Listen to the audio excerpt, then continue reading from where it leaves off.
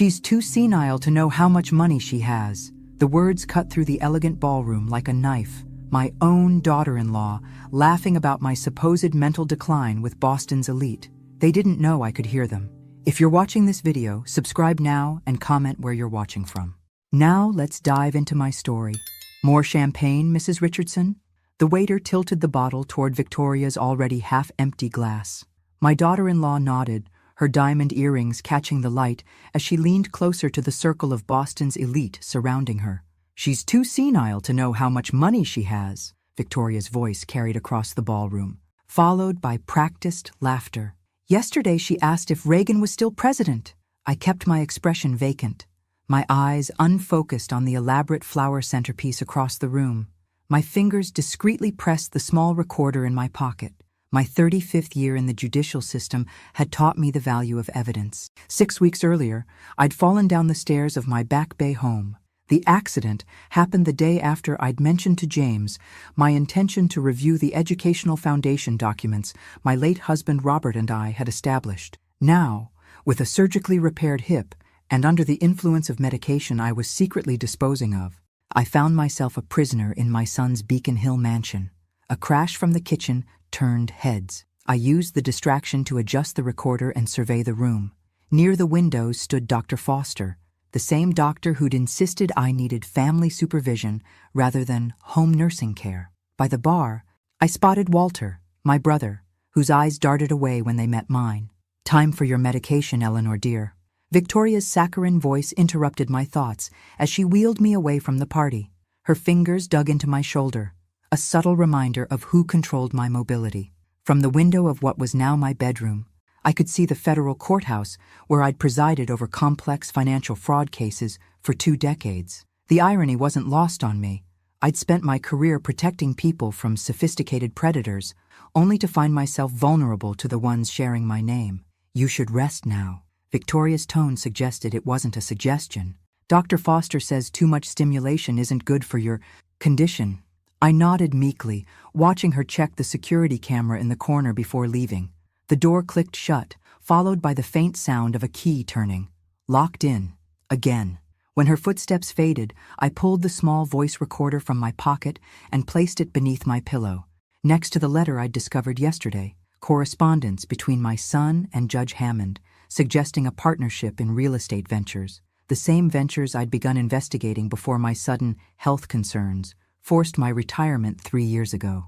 My fingers trembled, but not from age or illness. From rage. They'd orchestrated everything. My retirement when I got too close to their scheme, my husband's altered will during my period of grief, and now this, a calculated confinement designed to transfer my assets before declaring me incompetent. I glanced at the calendar by my bed, calculating. Based on James's phone conversation I'd overheard, they planned to have me declared legally incompetent in 47 days. I closed my eyes, not in defeat, but in concentration. For decades, I'd sentenced white-collar criminals who thought themselves untouchable. I'd unraveled complex financial schemes built on lies and manipulation.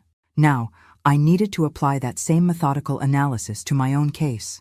The gavel in my mind struck decisively.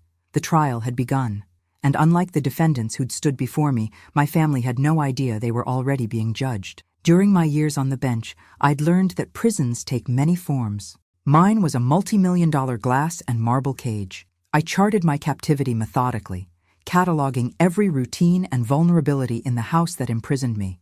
The security camera's blind spots, the staff's schedules, the hushed conversations when they thought I was napping. "We need to adjust her medication again," Victoria whispered to the nurse she'd personally hired. She was too alert during the dinner party. My room, once Robert's study, was searched daily. Letters opened, calls monitored, medications administered with military precision, though the doses were mysteriously different from my doctor's original prescription. Victoria had reprogrammed my schedule, ensuring I was drowsy when visitors came, and alert during the nighttime hours when I was alone. I discovered why they wanted me here specifically during one of my midnight explorations. Behind the painting of Boston Harbor in my room, Robert's old office, was the wall safe containing the foundation documents. If they sold my Back Bay home, as James kept suggesting, they'd have unfettered access without suspicion. My body might be weakened, but my mind, The mind that had dissected the most intricate financial frauds in New England was sharpening its focus. "Eleanor, are you awake?" My brother Walter entered without knocking, his forced smile not reaching his eyes. "I brought those books you asked for."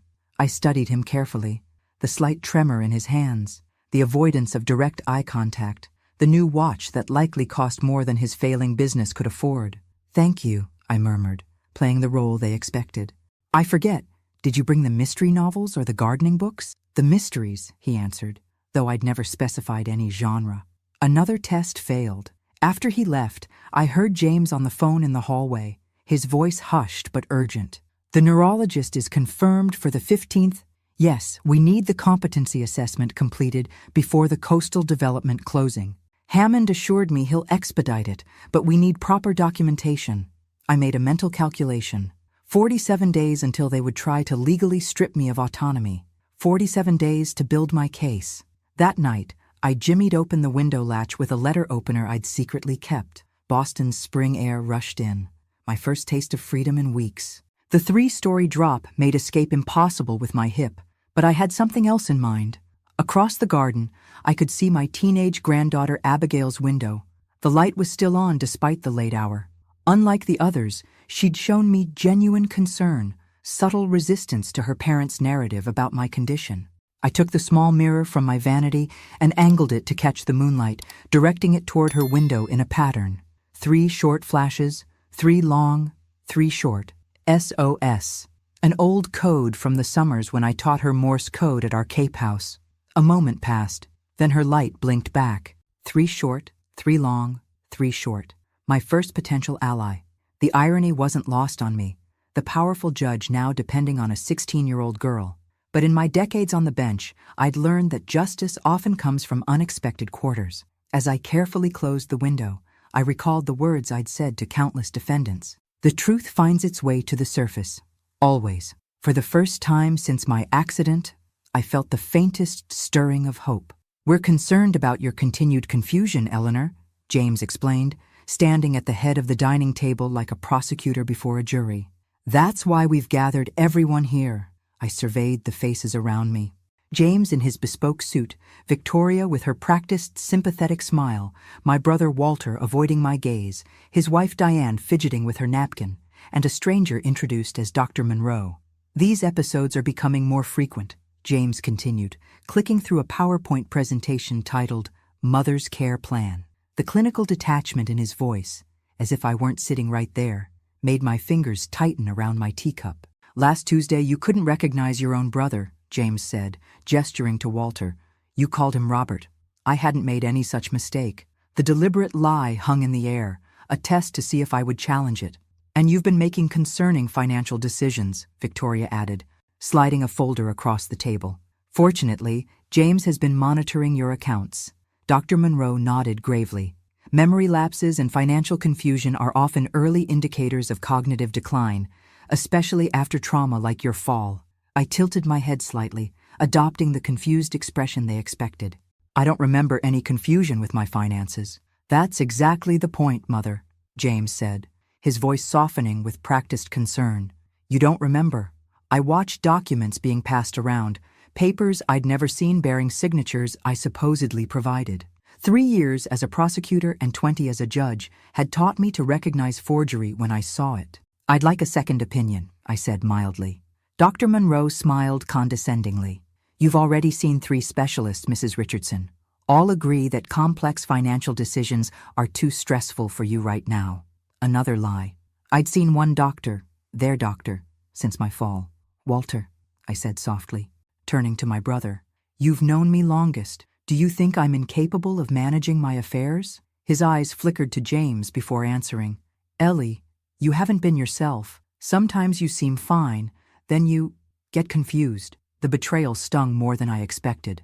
I nodded slowly, playing my role, while inside I cataloged each deception for the case I was building. Later that night, unable to sleep, I heard voices from the garden. Peering through my window, I saw Walter and James in a heated discussion. "This isn't what I agreed to," Walter hissed. "You said we were protecting her from making rash decisions while recovering, not taking everything. Your financial problems won't solve themselves," James replied coldly. Unless you found another way to cover your gambling debts? Walter's shoulders slumped in defeat. Just promise me she'll be taken care of. Of course, she'll have the best care money can buy, James answered smoothly. The same tone he'd used with countless clients I'd watched him represent in my courtroom. I backed away from the window, a crucial piece of the puzzle clicking into place. My brother wasn't a mastermind. He was another pawn. James had leveraged Walter's financial troubles to gain an ally, someone who could corroborate claims about my mental state. As I returned to bed, I mentally revised my assessment. James wasn't just after my money. The sophisticated legal mechanisms he was establishing suggested a larger scheme, one possibly connected to the real estate investigation I'd begun before my forced retirement. The stakes were higher than even I had realized, and time was running short. The pain in my hip woke me at 2:17 a.m. Victoria had adjusted my medication again, replacing pain relief with sedatives. I'd been palming the latter and enduring the former. Clarity was worth the discomfort. I eased myself up with practiced silence, reaching for the crutches I'd hidden beneath my bed rather than the wheelchair they preferred me to use. Weeks of nighttime exploration had taught me the guard's rotation and the camera's blind spots. A dim light spilled from James's study. The door stood ajar, unusual for my meticulous son. I approached with the stealth I'd developed since my imprisonment, balancing carefully on my crutches. "We need that competency ruling immediately," Victoria's urgent voice carried through the gap. "The Bank of New England is questioning the foundation transfers." I leaned closer, glimpsing a video call on James's laptop. A man's voice responded, "Judge Richardson built an impeccable reputation over decades. We need more evidence of incapacity." "Hammond promised to expedite the administrative process," James snapped. "But even he can't ignore procedures completely." I recognized the name immediately. Judge Hammond, the same colleague who had questioned my stability when I began investigating irregular approvals for luxury developments 3 years ago. "My name is on documents she shouldn't have signed," James continued. "If she regains control and reviews those papers," the implications struck me like physical blows. James hadn't just manipulated my retirement or current situation. He'd been forging my signature on legal documents, possibly for years. As I shifted weight, my crutch brushed against a decorative vase. The soft scrape froze the conversation instantly. "What was that?" Victoria hissed. I retreated as quickly as my damaged hip allowed, but not fast enough. James found me in the hallway, feigning disorientation. "Mother, what are you doing out of bed?" "Bathroom," I mumbled, playing the confused elder they believed me to be. Victoria appeared behind him, her expression shifting from alarm to calculation. "I'll adjust her evening medication. Clearly, it's wearing off too quickly." After they escorted me back to my room, I waited, counting minutes until I was certain they'd returned to their meeting. Then I retrieved the small notebook I'd hidden in the hollowed-out book spine, another trick from my days prosecuting financial crimes. In it, I'd been documenting every overheard conversation, every suspicious visitor, every discrepancy in my care. James's laptop password had been surprisingly easy to deduce during my previous nocturnal explorations. Victoria 0714, his wife's name and birthday.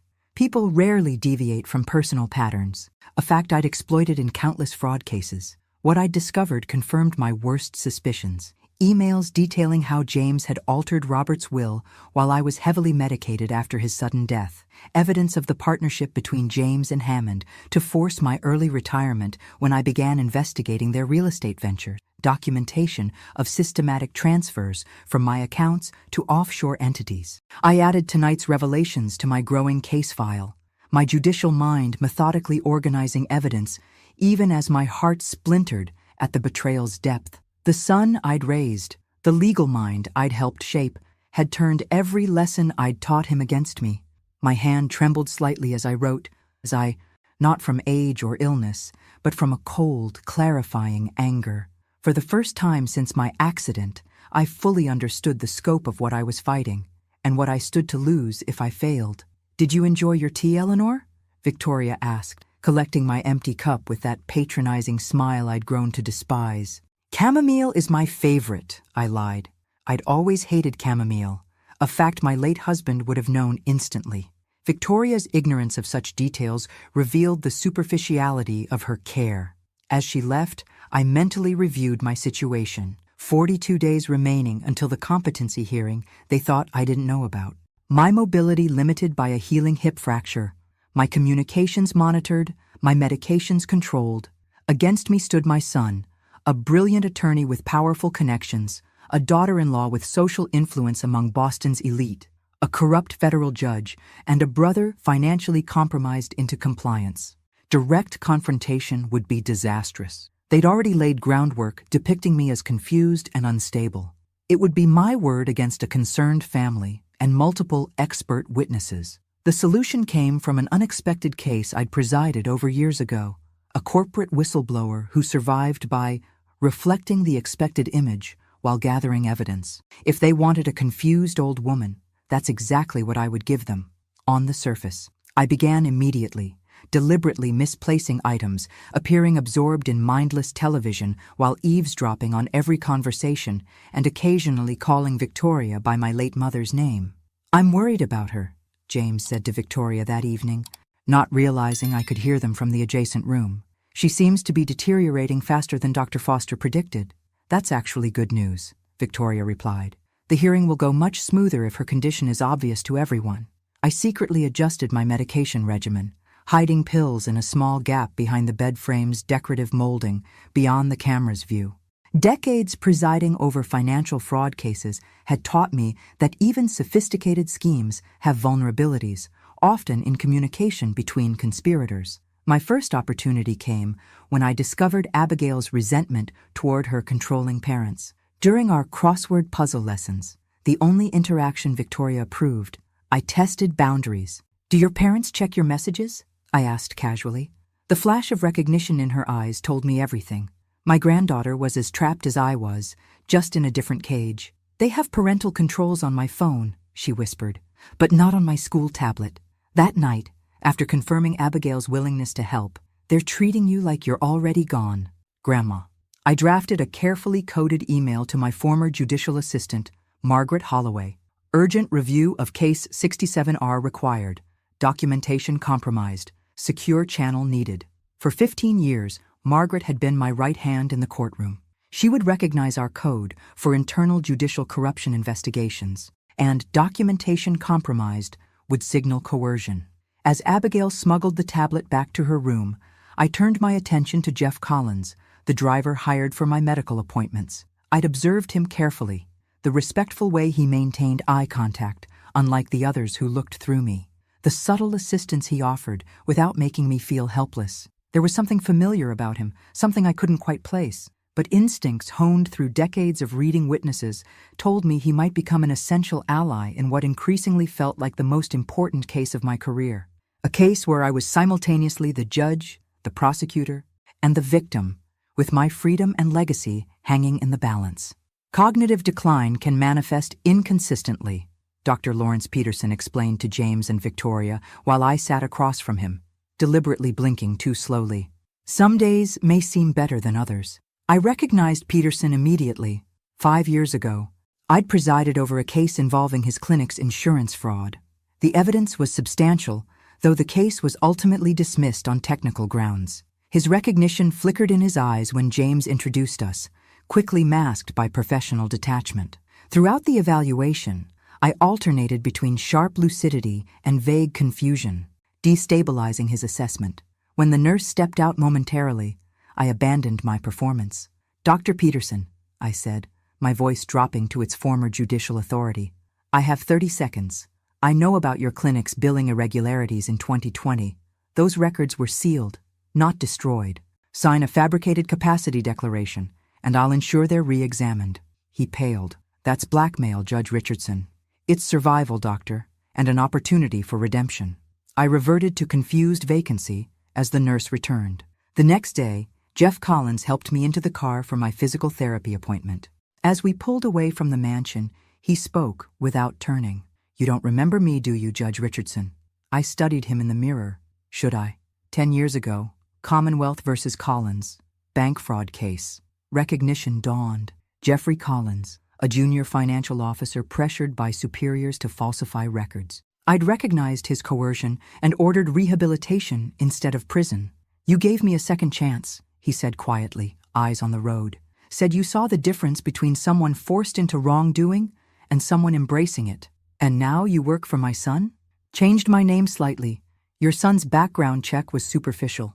He met my eyes in the rearview mirror. I recognized the signs when they hired me. The way they speak about you when you're not present, the medication schedules. And yet you've said nothing. I've been waiting, watching. He handed me a secure phone, keeping his eyes on the road. Your former clerk sends her regards. She's embedded in your son's law firm as a temporary secretary. Your old court contacts arranged it. My third ally materialized later that week, when Judge Martha Williams, a longtime colleague, arrived for a friendly visit. Victoria hovered until Martha mentioned her recent menopause symptoms, sending my squeamish daughter-in-law fleeing with transparent excuses. I received a concerning message, Martha said, once we were alone, her voice low. Margaret forwarded your code. Tell me everything. For 20 minutes, I outlined my situation, the manipulated retirement, the altered medications, the overheard plans for my institutional commitment. Martha listened with the same focused attention she gave capital cases. They've miscalculated spectacularly, she finally said. They see your physical vulnerability and assume cognitive decline. Classic mistake. But effective, I countered.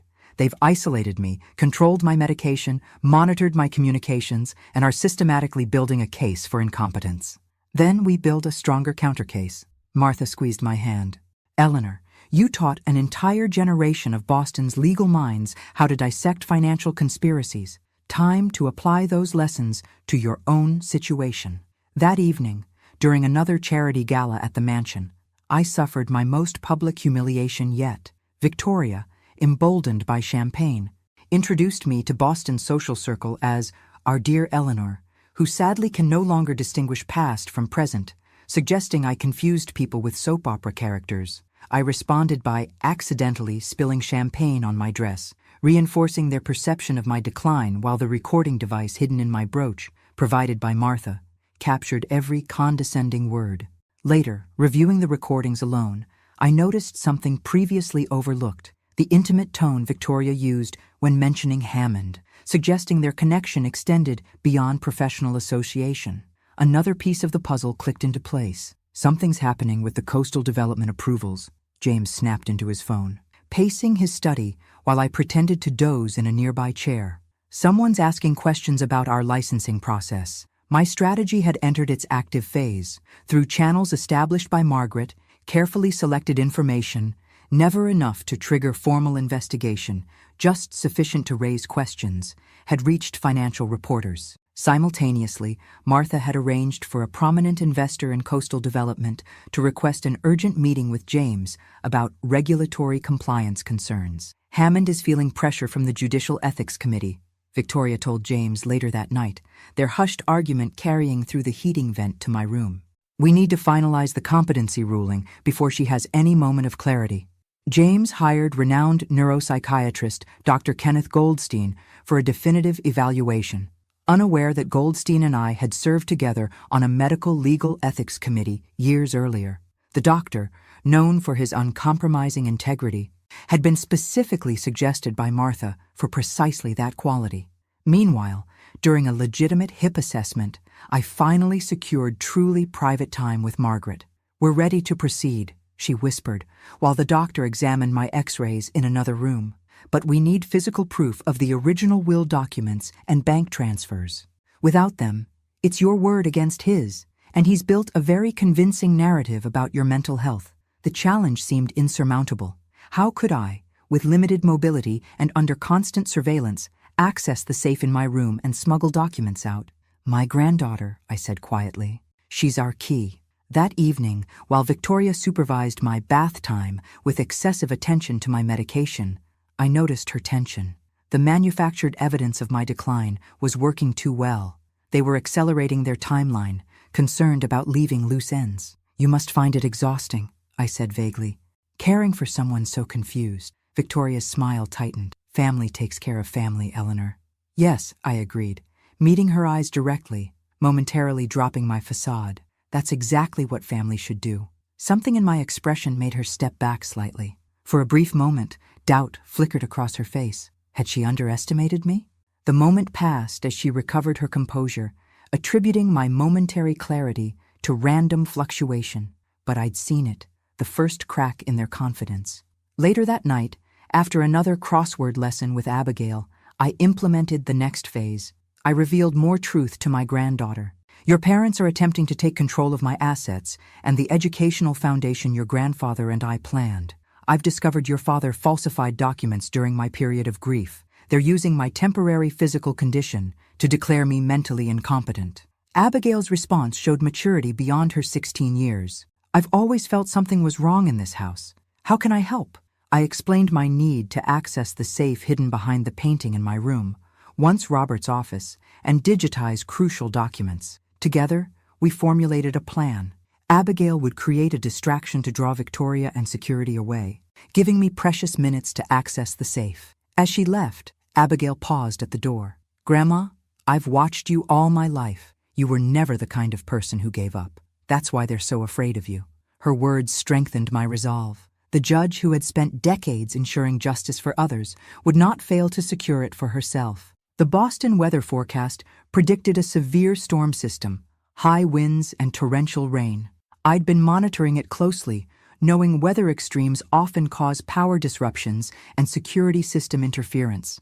Backup generators are fueled and ready, I overheard James telling the security staff. Standard protocol during outages, priority to surveillance systems, then climate control. Perfect. When the storm hit with full force, the mansion's lights flickered momentarily before plunging into darkness. Emergency lighting activated, but security systems required approximately 3 minutes to transition to backup power, the critical window I'd anticipated. On cue, Abigail executed her role brilliantly, screaming as she fell down the main staircase. Victoria and the security guard rushed to her aid, exactly as planned. I moved swiftly, months of secretly practicing with my crutches paying off as I reached the painting concealing the safe. My fingers, steady despite everything, entered the combination I'd memorized decades ago when Robert first installed it. Inside lay exactly what I needed. Robert's original will, with clear stipulations about the educational foundation, bank statements showing unauthorized transfers, and, most valuable, handwritten letters from Robert detailing his wishes for our estate. Using the small camera Martha had provided, I photographed each crucial document. By the time systems restored and security returned to normal patrol patterns, everything was back in place. No evidence of my intrusion. The storm continued through the night. In the morning, while Boston still dealt with flooding and power outages, Dr. Goldstein arrived for my scheduled evaluation. Federal agents, using the same weather conditions as cover for a discrete operation, positioned themselves strategically nearby. Despite Victoria's protests, Goldstein insisted on conducting the assessment privately. After extensive cognitive testing, he announced firmly, Judge Richardson demonstrates not only full cognitive capacity, but one of the sharpest minds I've encountered professionally. Any suggestion of mental incapacity is, in my professional opinion, completely unfounded. As Victoria attempted to dispute his assessment, federal agents presented themselves with search warrants for both the residence and James's office. The timing was no coincidence. It was the culmination of weeks of meticulous planning, coordinated by Martha Williams and federal prosecutor Donovan, based on evidence I had gradually provided. "What is the meaning of this?" James demanded, arriving home to find agents cataloging his files. "James Richardson," Prosecutor Donovan stated formally, "we're investigating allegations of elder abuse, fraud, forgery, and judicial corruption." James's face drained of color as he looked at me, still in my wheelchair, but sitting straighter now. The confusion vanished from my eyes. "Mother," he managed, "this is all a misunderstanding." "Your Honor," I corrected quietly, my judicial tone returning for the first time in months.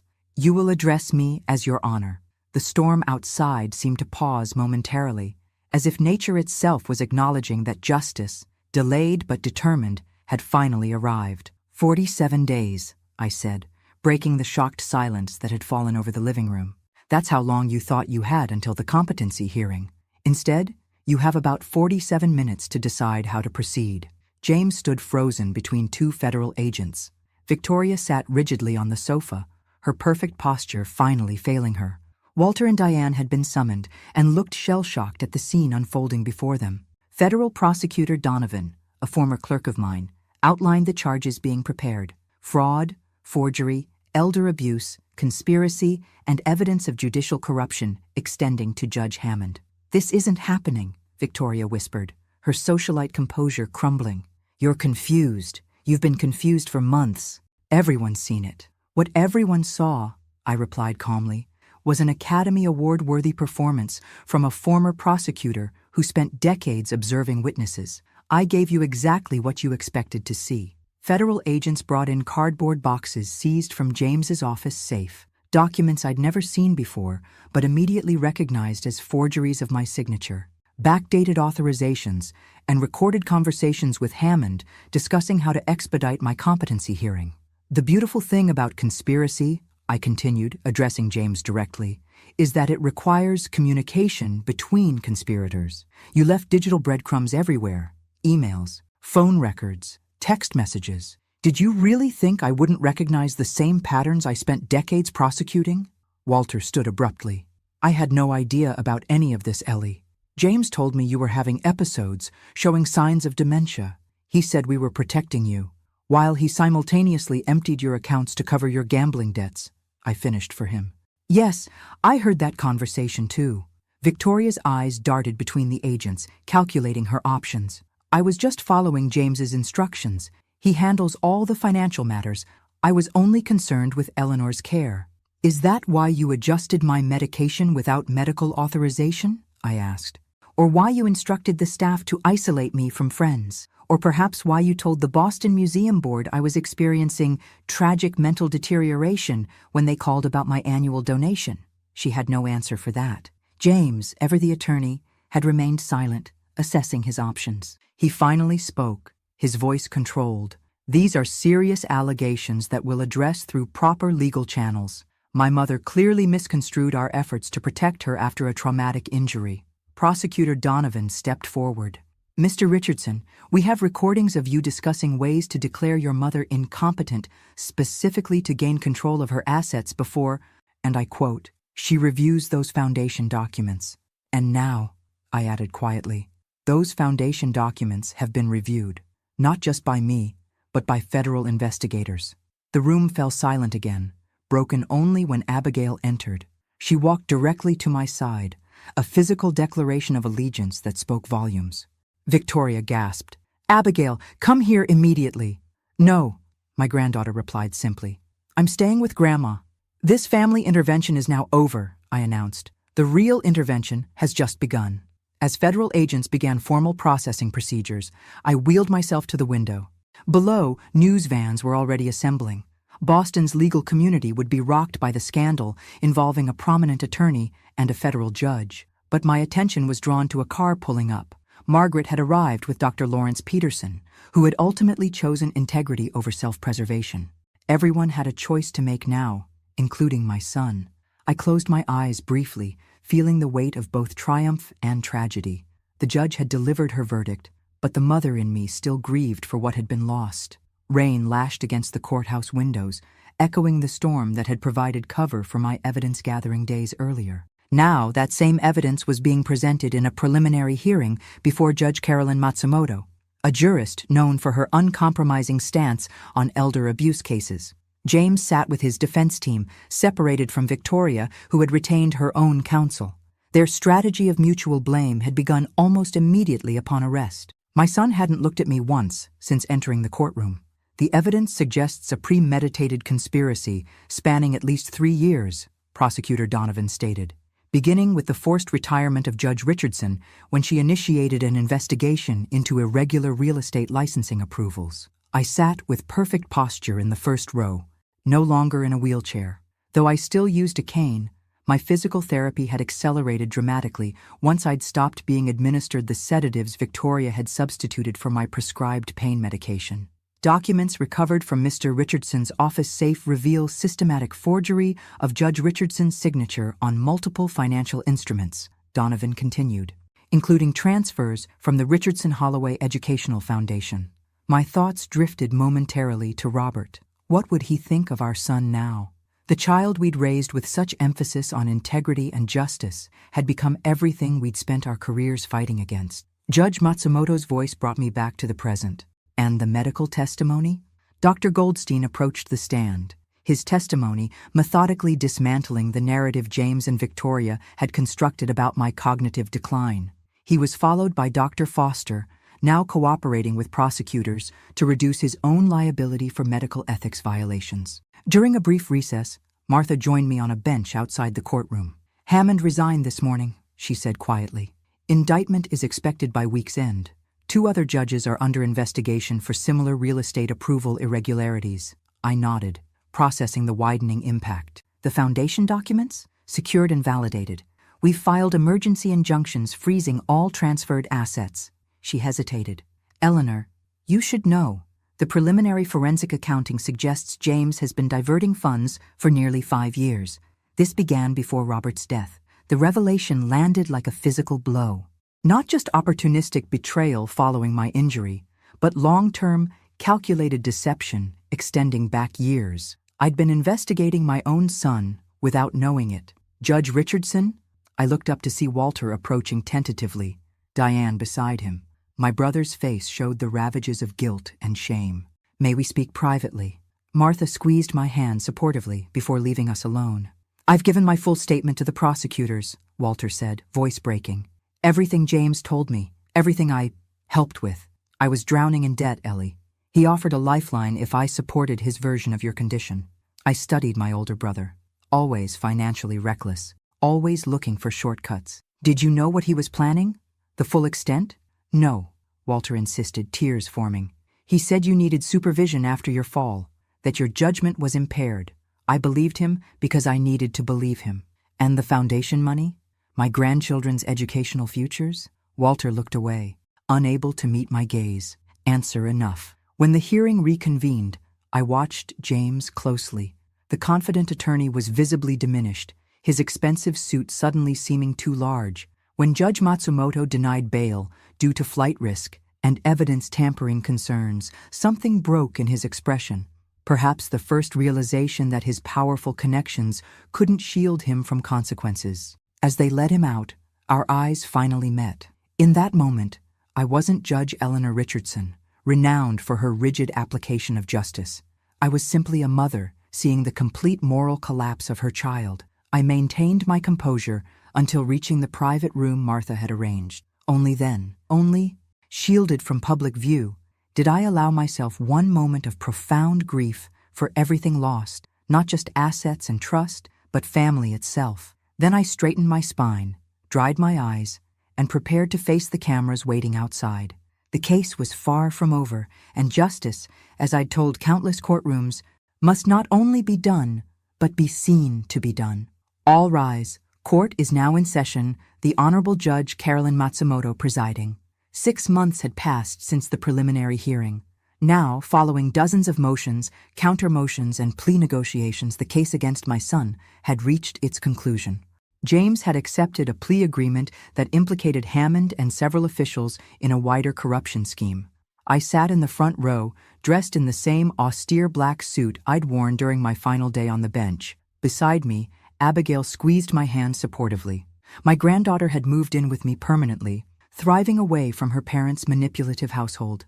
"Before I accept this plea arrangement," Judge Matsumoto addressed the court, "I wish to hear from the victim. Judge Richardson, would you like to make a statement?" I approached the podium, feeling the weight of everyone's attention. For decades, I'd been the one behind the bench. Now I stood before it, a position I'd never anticipated. "Your Honor," I began, my voice steady, "justice serves 2 essential functions in society: to hold accountable those who violate our laws and to provide a path for rehabilitation when possible." I could feel James watching me from the defendant's table, his expression unreadable. James Richardson violated not only statutory laws, but fundamental human trust. As a prosecutor, I pursued justice against financial predators. As a judge, I sentenced those who exploited others' vulnerabilities. But as a mother, my voice faltered briefly before regaining strength. As a mother, I failed to see the moral corruption developing in my own home. The courtroom remained perfectly silent. The plea agreement before this court acknowledges his crimes while creating a framework for potential rehabilitation. I support it not from maternal sentimentality, but from judicial principle. Our system must punish wrongdoing while remaining open to redemption, however difficult or distant that redemption might be. Judge Matsumoto nodded thoughtfully. And regarding Victoria Richardson? My daughter-in-law's separate case should proceed according to evidence and law. Her calculated manipulation of my medication alone demonstrates premeditated intent to harm. I ask for no special consideration either for or against her based on family connection. After I returned to my seat, Judge Matsumoto formally accepted the plea agreement. James would serve 7 years, with eligibility for parole after 5, contingent upon continued cooperation with ongoing corruption investigations. As proceedings concluded, James was permitted a moment to speak with me before being taken into custody. "Why did you support the plea deal?" he asked, genuine confusion in his voice. "After everything I did." "Because justice isn't vengeance," I replied evenly. "I spent my career ensuring proportionate consequences, not merely punitive ones." "That's it? A legal principle?" I studied my son's face, searching for any remnant of the child I'd raised. "No, James. I supported it because despite everything, I remember who you were before ambition corrupted you. Whether that person still exists somewhere is a question only time will answer." His eyes dropped. "I didn't start out planning all this. It began with one compromise, then another seemed easier, then—" "I know," I interrupted gently. "I've heard that progression from countless defendants. The question now is whether you'll use these years to rebuild integrity or simply to plan your next scheme." As guards prepared to escort him out, James hesitated. "The foundation documents. Did Dad really intend for it to be structured that way? With so many restrictions and oversight provisions?" "Yes, because he understood what you refused to learn. That power without accountability inevitably leads to corruption, even within families, especially within families." The guards led him away, leaving me alone with Martha and Abigail in the emptying courtroom. "Are you all right?" Martha asked softly. I considered the question carefully. "No," I finally answered, "but I will be." Outside, reporters waited for statements. Inside, I gathered my strength for one final judicial act, facing the public not as a victim seeking sympathy, but as the embodiment of justice itself, wounded but unbowed, personally devastated, but professionally vindicated. "Ready, Grandma?" Abigail asked, offering her arm for support. I nodded, straightening to my full height and setting aside my cane. "Justice stands on her own," I murmured, more to myself than to her. "Even when it hurts." "The Richardson case has fundamentally changed elder protection laws in Massachusetts," Dean Harrington declared from the podium. The Harvard Law School auditorium was filled with students, faculty, and media for the Symposium on Elder Justice. I sat on stage among distinguished panelists, no longer using even a cane. 6 months of proper physical therapy had restored most of my mobility, though Boston winters would likely always bring an ache to my hip. "Judge Richardson's experience has exposed critical vulnerabilities in our guardianship systems," continued Harrington. "The legislation now moving through the State House bears her name, the Richardson Act, establishing stringent new protections against predatory behavior disguised as family care." After the symposium, I returned to my restored Back Bay home. The Richardson Holloway Educational Foundation was fully operational, already supporting 15 scholarship students from underprivileged communities. Margaret had agreed to serve as its executive director, bringing her meticulous attention to detail to its administration. Walter and I had reached an uneasy reconciliation. His cooperation with prosecutors had earned him immunity, but he'd lost nearly everything in the process. Now sober for 4 months, he was slowly rebuilding his life, beginning with honest work, managing a small bookstore. Victoria had received a 3-year sentence for elder abuse and medication tampering, among other charges. Her social circle had evaporated the moment her crimes became public. The former socialite, who had once mocked my confusion at elegant parties, now wore prison-issued clothing while participating in mandatory community service with elderly residents. Judge Hammond and 3 other officials had been indicted in a corruption investigation that continued to widen. The real estate licensing scandal had revealed systemic problems that would take years to fully address. And James, my son, was serving his sentence at a medium-security federal facility, teaching legal literacy classes to other inmates. His letters came monthly, tentative attempts at explaining, then gradually evolving into genuine reflection. I read each one carefully, responding with measured honesty. Whether genuine redemption was possible remained uncertain, but the door remained fractionally open. "Grandma, they're here," Abigail called from downstairs. I descended to find my first group of mentees waiting, 5 women recently appointed to judicial positions. The judicial mentorship program had been Martha's idea. Your experience shouldn't just change laws, it should shape the next generation of judges. As we settled in my study, one young judge asked the question others hesitated to voice. How do you continue believing in justice after experiencing such profound injustice personally? I considered this carefully before answering. Justice isn't an abstraction. It's a daily practice requiring vigilance, especially when applied to those closest to us. The system isn't perfect because people aren't perfect, but the principles remain sound: accountability, proportionality, and the possibility of redemption. Later that evening, after everyone had gone, I sat alone in Robert's study, restored to his original design. On the desk lay an invitation to chair a new federal task force on elder financial exploitation, alongside a publisher's contract for my memoir, tentatively titled The Last Judgment, When Justice Comes Home. The phone rang, Martha calling about tomorrow's Judicial Ethics Committee meeting. As we spoke, I gazed out the window toward the federal courthouse visible in the distance, its illuminated facade standing firm against the gathering darkness. "They're creating a specialized division for elder financial crimes," Martha explained. "They want your input on structuring it."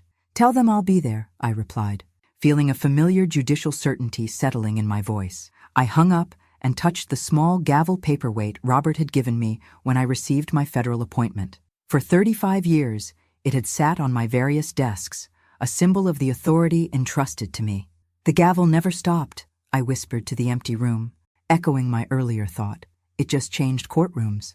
Outside my window, Boston continued its evening rhythm, a city where I'd spent decades ensuring justice for others, never imagining I'd need to secure it for myself. The system had bent under corruption's weight, but ultimately held because of people who chose integrity over expedience, truth over comfort.